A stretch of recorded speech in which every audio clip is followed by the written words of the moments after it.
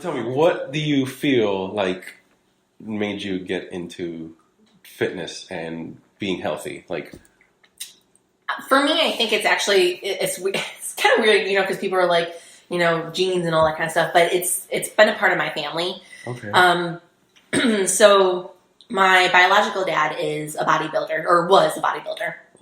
Nice. Yeah, growing up. My brother has always been in the sports, football, wrestling. I think he even did track and field. So when I was growing up, I got into sports a lot too. So I did everything from dance, cheerleading, lacrosse, track and field. Like, Nice. I was all over, and I was a big tomboy growing up. Big tomboy. And then, of course, you go off to college and, you venture off and get into partying and stuff like that. And then it got to the point where, I was diagnosed with diabetes when I was 10. Okay. 30 now, so I've had it for 20 years. Of course, when you're younger, you don't really know technically the ins and outs. It's all trial and error. But what happened for me was when I was in college, I wasn't taking care of myself. Okay. I probably was at my heaviest in college. I think it was 185, which doesn't sound heavy to people, but like when you look at somebody who has it, Yes. And then being a diabetic, my endocrinologist was just like, listen, I don't know if you're eating like the ramen noodles and because you're a college student, but she's like, you gotta stop. And so it was kind of like, okay, like I really do need to get myself in check. So I decided that, UNC Charlotte was where I went to school. So they had all sorts of fitness classes, and I started doing like a cardio hip hop fitness class and fell in love with it. And basically from then on, it was just like, I just continued it. I just kept going on the fitness path, and the cardio hip hop class, and because of my dance background, it basically motivated me to get my fitness certification. Yeah. And I was like, well, I don't know where I'm going to go with this, but I'm going to do it. I'm just going to do it. And surprisingly, I passed with flying colors. I wasn't expecting to. I mean, like maybe on the practical, I felt like it, but on the actual exam, I was like, oh. Yeah. But I did really good, and from then, I just was like, okay, well, I'm going to rent out a studio, see what happens. I talked with friends. I had friends and family come visit my very first day and attend the class. And kind of, starting off teaching one class, you kind of learn how to, like, grow with it and what is right, what is wrong kind of thing, of how you're doing it. And even doing that, teaching classes, it helps you stay in shape and maintain an ability, but it also, like, encourage you to keep that up when you're seeing how much you're impacting other people's lives when you're doing it. Like I've taught all ages. I remember I used to teach at Blast Fitness. Nice. Loved it. Absolutely loved it. And I remember I had this like 7-year-old woman who was taking my classes, and some of my stuff was not easy. It was very high cardio, but I mean, I always told them beginning of class what they could do. And, just having someone come up to you and tell you like, I love your class, like this is great. It just kind of keeps you on that fitness goal and continuing that. And even though I don't teach now, just having my son now, it's like you want to be healthy and fit for him and your family in general, because there really is no downtime. So you got to be able to keep going. Yeah. So that sounds like that's your why. Yes. Of why you do. Yeah, what you do, it's like sure. every, I don't know if you say milestone, or every couple of years, it was like always something different of why I stay in shape or why I do what I do. And, in college, it was because I was diabetic. And then as I got into my 20s, it was because I want to teach classes and help other people improve. And you can't show other people how to improve if you can't improve yourself. And then it was, now my age, it's my son. So it was like something every couple of years. That's really good, though. That's fantastic. Mm-hmm. Like, you have a really good overall, and the background that you have with your family. Mm-hmm. Your dad was a bodybuilder, that's amazing.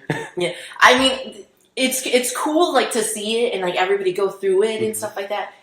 Lord knows I don't want to do that. Yeah, it's very intense. But one of my friends she lived in Buffalo. She actually moved out to Sacramento, California, and where she met her husband and everything. And they actually did shows together. So they would train together, work out, and they had, coaches and stuff like that. And she's actually won a couple of shows out there and stuff. So she got very big into it. That's awesome. So yeah. That's awesome. See, and you even have those type of other people that are not like maybe not role models, but they're good positive influences in your life. Yes. That you've seen that, so that's become your normal of, you know what, I got to work hard. Yeah. That's what my family's done our whole life. That's what we do. Yeah. And that's fantastic that it keeps you that way. That's really, really good. Yeah. Okay, so with the fitness studio you had,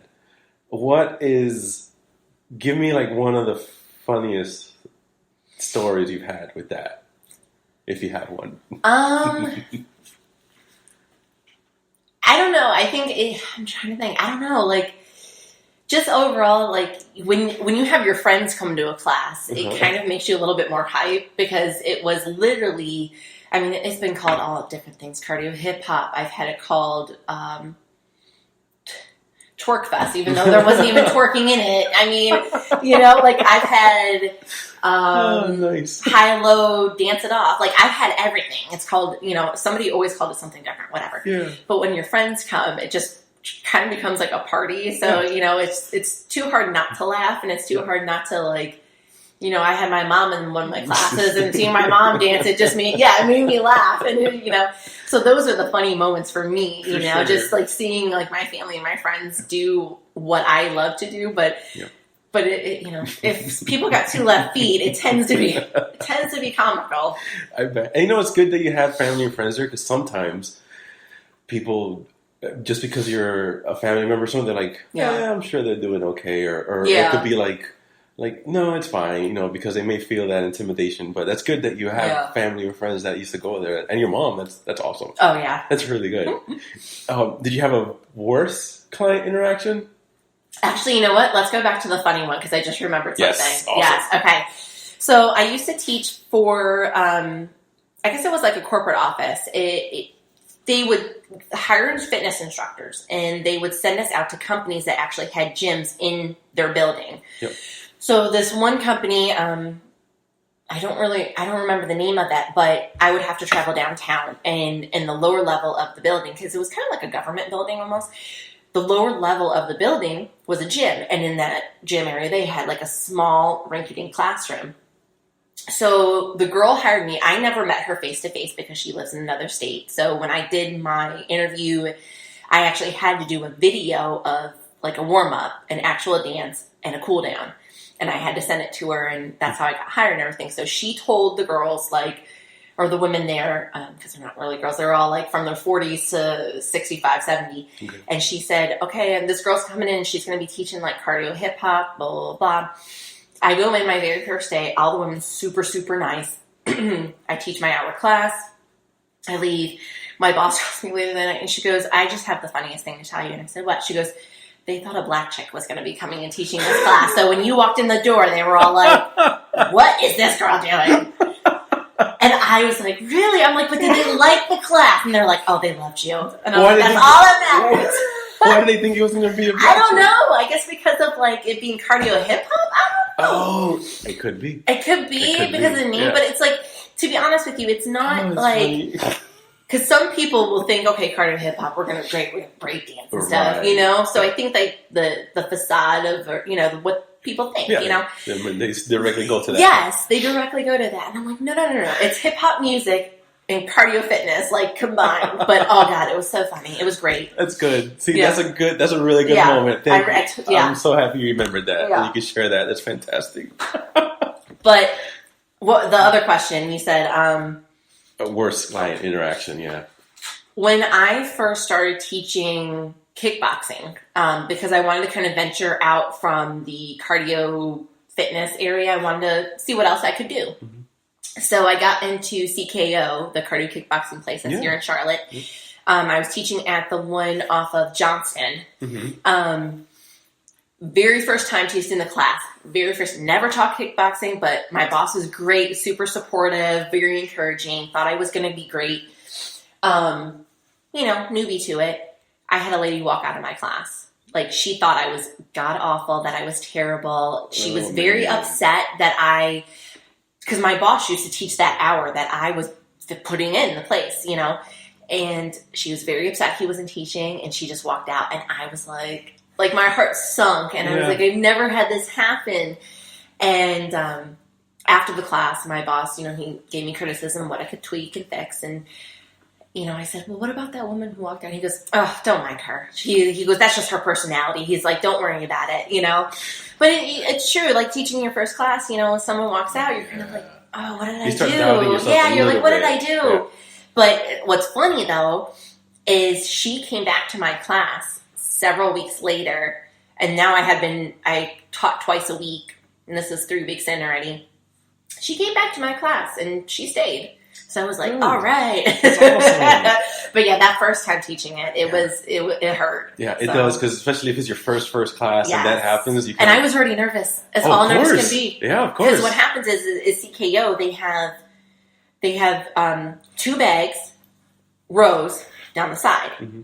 Smack in the middle are 2 more bags, just for the instructor. So the instructor can switch back and forth between the bags, and everybody can see them. So you're smack in the middle, so you see everybody and what they're doing.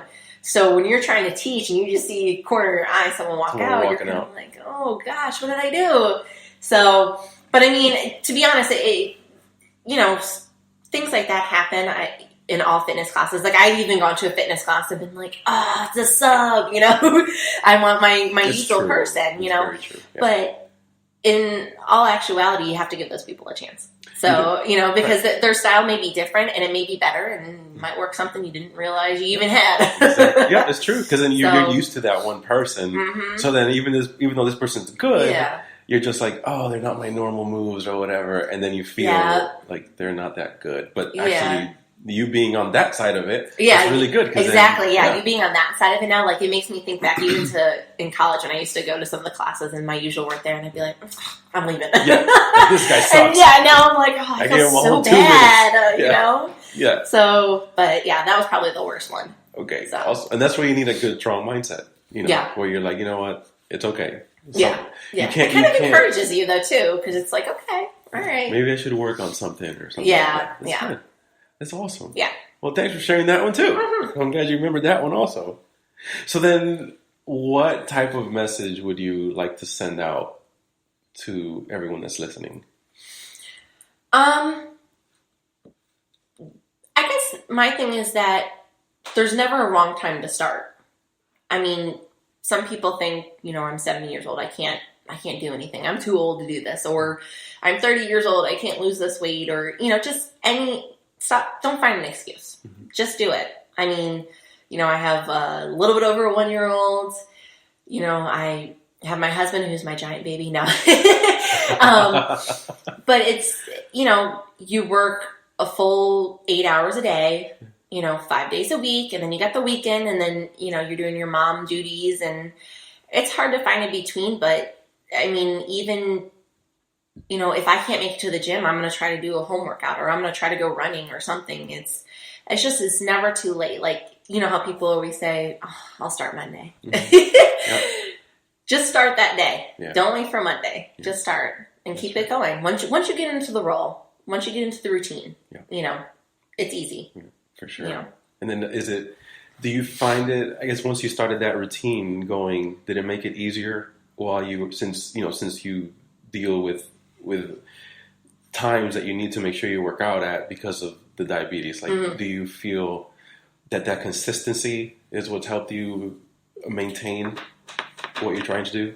I don't know if that is the case. I think because it's, even this week, I went running on Wednesday and then I went to the gym for a little bit today. So right now I have no consistency. But before I had a guy, there was a lot of consistency. I was pretty much working out either every other day or I was definitely always working out on Saturdays in the morning or I try to go after work. So that consistency helped me because I knew if I was going to go home after working, I wouldn't want to get up. I wouldn't want to do anything. Yeah. I'd still try to eat good, but I wouldn't, but I do think working out in general and being a diabetic helps out a lot. Yeah. But what people don't know is that when you're a diabetic and you work out, say you do cardio is going to lower your blood sugar. Mm-hmm. But you lift weights is going to raise your blood sugar. Mm-hmm. And a lot of people don't realize that. So when I at least go to the gym, I mean, I'm consistently checking my stuff and making sure everything's good. But in that sense, in the diabetic sense, yes, the consistency does help in that factor. So awesome. That was really good. Thank you for sharing that too, because it's really good hearing it from a person that has to manage it and deal with it every day. And then give those are good little tips that, I'm sure. Like, you'll probably see me, if you ever you run into me at the gym, you'll probably see me check my sugar. Like, I'll do a set and all of a sudden you see me, like, pull out, like, my little thing and I'll check my sugar. And if it's low, you'll just see me with a little juice box and, and then I'll keep going. So, awesome. I mean, that's one of the biggest tips I could give any diabetic is when you work out or you're someone who wants to start working out, or you, like, even if you're type 2 and you decide you want to start working out, some type 2s have to check their sugar. Some of them may not have to, but I think if you do it consistently while you're working out, you can see the fluctuation, but you can see how it does impact the sugars. It helps them maintain a good level. Because I'm not a big fan of going to the gym and not checking my sugar. Like, even when I do 5K races, or I did 2 years ago, I did not the Spartan race. I think I did like the mud run or something like that. I was like, how am I going to get through this without checking my sugar? Like, I don't even know. So one of my friends actually had a Ziploc bag full of like sugar tablets for me, and he stuffed it in his little pocket for me. They got all crushed, but I mean, I didn't need it, thankfully, but I don't want people to think just because, I'm saying check your sugars, like, don't do these things. Diabetics can do all the same thing everybody else can. It's just a matter of watching what you do and making sure you're keeping up on it. And that's why I feel like working out is such a big part of maintaining that healthy lifestyle with diabetes, though, too, because diabetes impacts everything. Exactly. Yeah. It's insane. Like, people don't realize how much it impacts, like, stress, influences your blood sugar. Working out does, just everything. So, but yeah, it definitely helps out a lot, though, with working out and maintaining my stuff. So awesome. Well, this is really good. I'm really happy that you took the time to come in. Yeah, of course. So we can talk and give some really good insight on these tips and all these things, because it's really good to hear it. Like I said again, from someone that actually does manage it day in, day out, and like it's not easy. I mean, like I said, it's trial and error. But I mean, just like working out is trial and error. I stick to it. Yeah. Don't give up. Right. Don't give up. Yeah, stick to it. That's all I can say. That's awesome. Yeah. Well, awesome. Thank you so much. You're welcome. I really appreciate you taking the time to be here and having some coffee with me. Yes, thank you. It's delicious. The time. And then, so we're going to wrap it up then, and we will talk to you soon.